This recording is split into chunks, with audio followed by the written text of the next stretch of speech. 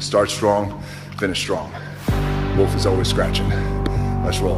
Up at 3:45 a.m., cardio by 4:45 a.m., hitting the iron by 6:15 a.m., in my pickup truck by 7:15 a.m., heading to work, ready to get after it, ready to shoot. There's no substitute for hard work. I'm gonna make something out of myself, and it's gonna be so good, it's bad.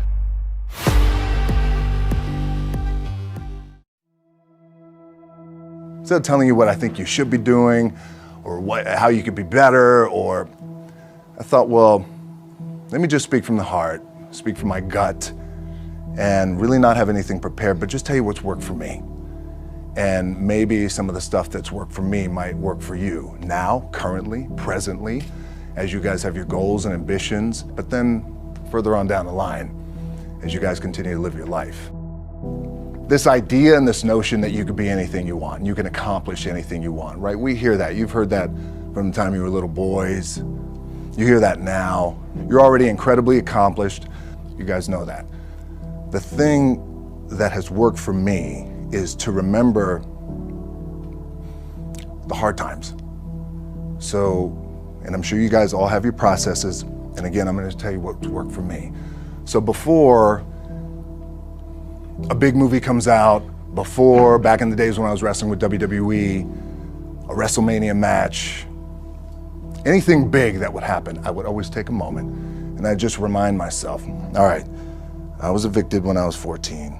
We were kicked off the island. We couldn't live in Hawaii. Had no place to live. A lot of shit happened then when I moved to Nashville. I was arrested multiple times by the time I was 16 years old. I would remember that, and it allows me then to be present in the moment and understand, holy, the stuff I have around me right now, this is the shit that I dreamed of when I was a kid. I am here.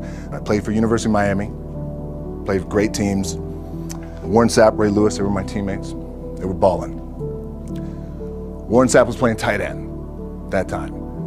I was starting defensive tackle. Yeah, they moved him over to D-line. And he looked at me, he's like, yo, dude, I'm gonna take your spot. And I said, you ain't taking my spot.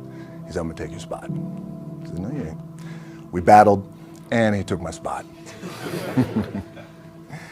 Now you can imagine how that with me, because there goes my opportunity. He went in, switched to defensive tackle, lit the world on fire. Well, what that did, it crushed me, it crushed my dreams. I had a piss poor senior year, zero production, no NFL, no combine invite, nothing. Finally went to the CFL. Calgary Stampeders, making $250 a week Canadian. Now, I had to send that home to my wife at that time. Had no money. So I remember that. When I got cut from Canada, my dad in his pickup truck came down 4 o'clock in the morning, picked me up in Miami from Tampa. We lived in a little apartment in Tampa. He drove down in his little pickup truck to Miami to get me when I was cut from the CFL. And I thought, well, I leave home like you guys left home. I'm ready to tackle the world, to get after it, achieve my dreams and goals. Crushed by 22, 23 years old. Now I got to move back in with my mom and dad. I played on great teams though. Wait a second, this is not supposed to be my future. I'm supposed to be in the NFL right now. I'm supposed to be making a lot of coin and buying my parents, buying me, taking care of my wife, but it never happened. So I pulled out my wallet, I thought, well, let me see how much money I have. I opened it up, I had a 5, a 1, and change. Well, at least I rounded up to $7. But I thought, God, ain't this a bitch? I got $7 in my pocket. Where the f do I go now? What do I do? I can't go back to CFL. The point comes where you hear that voice, the big run's over. Like, you're done, right? So I heard that voice. So as Coach was saying, man, I hold on to that. I'm telling you, my back is up against this mother. We laugh, we joke, we have a good time, but my back is still up against this mother. I do not forget it.